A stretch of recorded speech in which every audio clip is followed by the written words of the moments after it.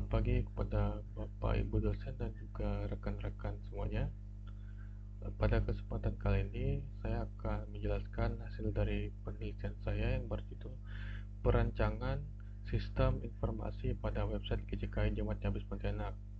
Sebelum saya menjelaskan hasil dari penelitian saya, izinkan saya untuk memperkenalkan diri terlebih dahulu. Perkenalkan, nama saya Sandrianto Rio dengan NIM 221022321, jurusan Teknik Informatika, peminatan Web Teknologi. Pada penelitian ini ada beberapa poin.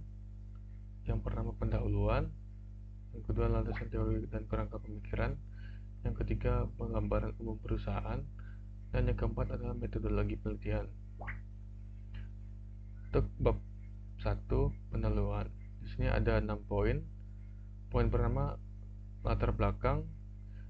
Perkembangan teknologi informasi telah membawa perubahan signifikan dalam berbagai aspek kehidupan, termasuk dalam konteks keagamaan, khususnya gereja.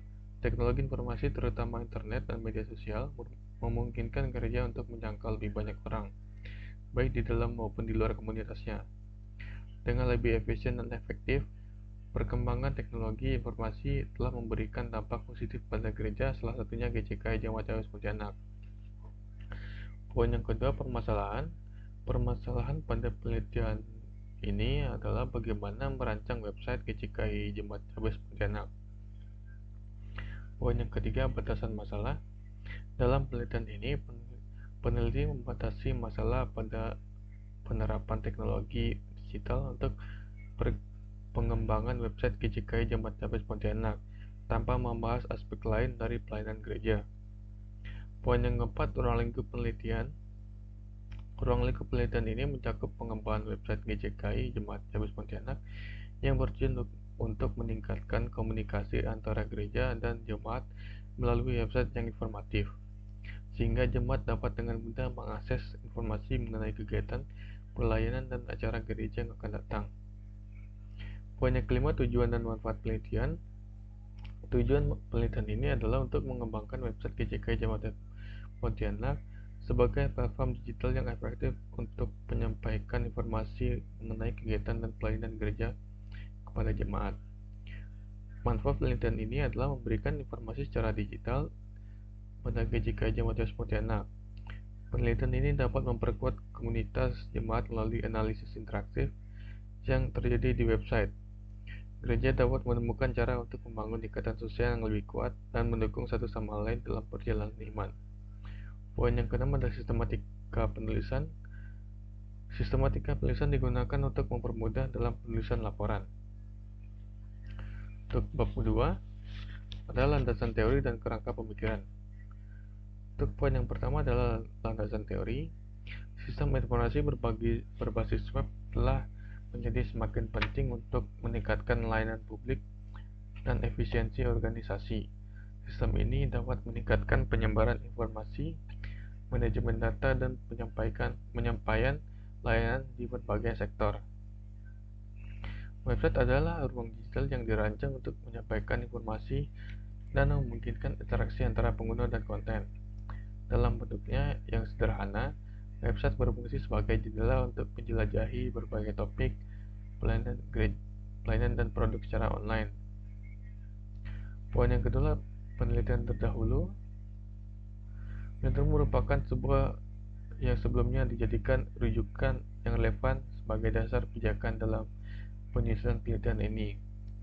Di sini saya ambil contoh dengan judul pelatihan pembuatan aplikasi mobile sistem informasi gereja dengan menerapkan web service, yang memberikan hasil keterampilan praktis dalam membuat aplikasi mobile sistem informasi gereja dengan menerapkan teknologi web service menggunakan Node.js, Vue.js, basis data MySQL, dan framework Flutter.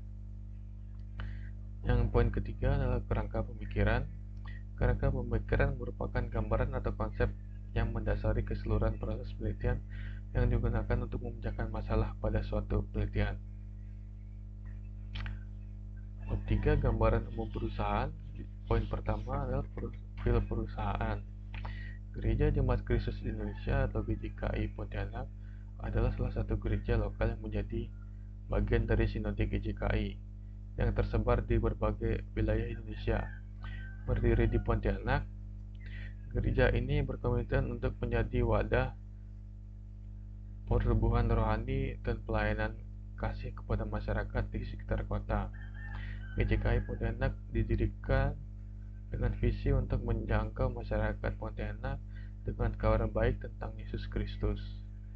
Visi GJKI Pontianak adalah menjadi gereja yang membawa transformasi rohani, sosial, dan moral melalui kasih Kristus. Poin yang kedua, struktur organisasi. Struktur organisasi Gereja Jemaat Kristus Indonesia atau GJKI Yabes Pontianak dirancang untuk memastikan keberlangsungan pelayanan yang terorganisir dengan baik.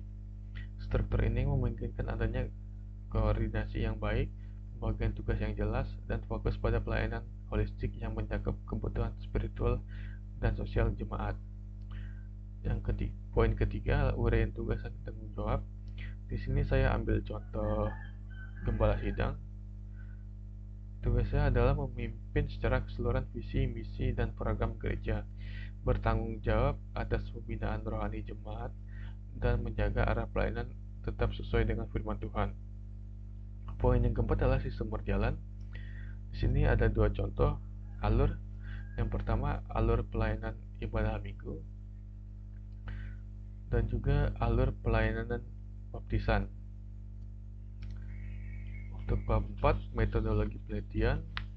Di sini ada 5 poin. Poin pertama adalah bentuk penelitian.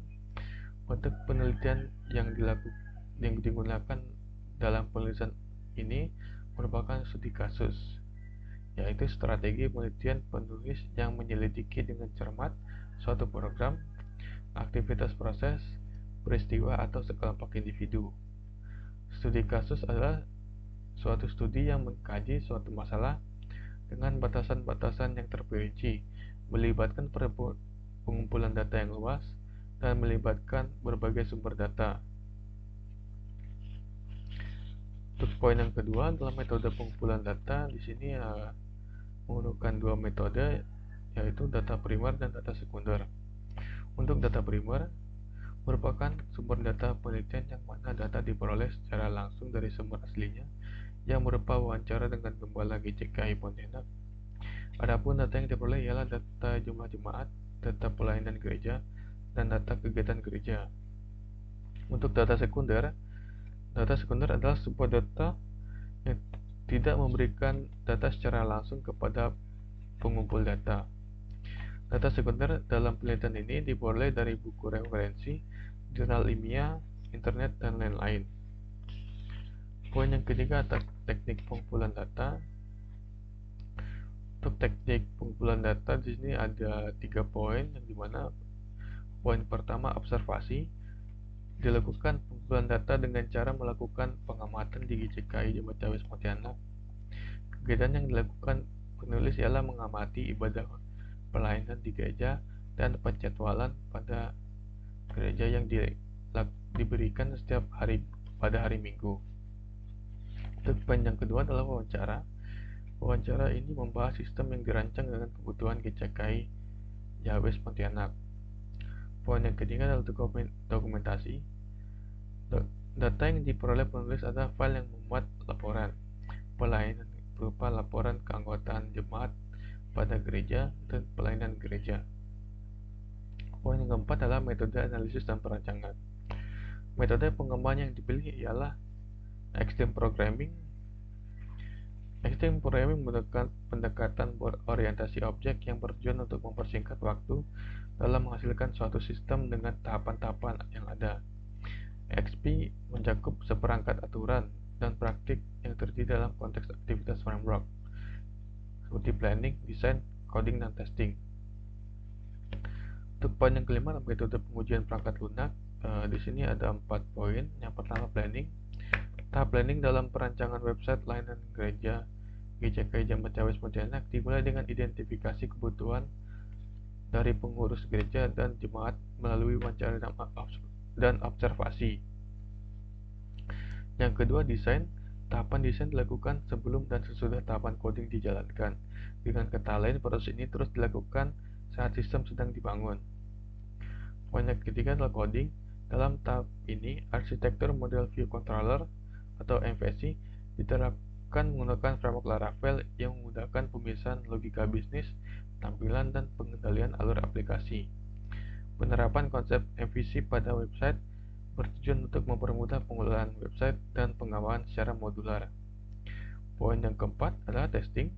Pada tahap testing, metode white box testing diterapkan untuk memastikan kualitas dan fungsional website.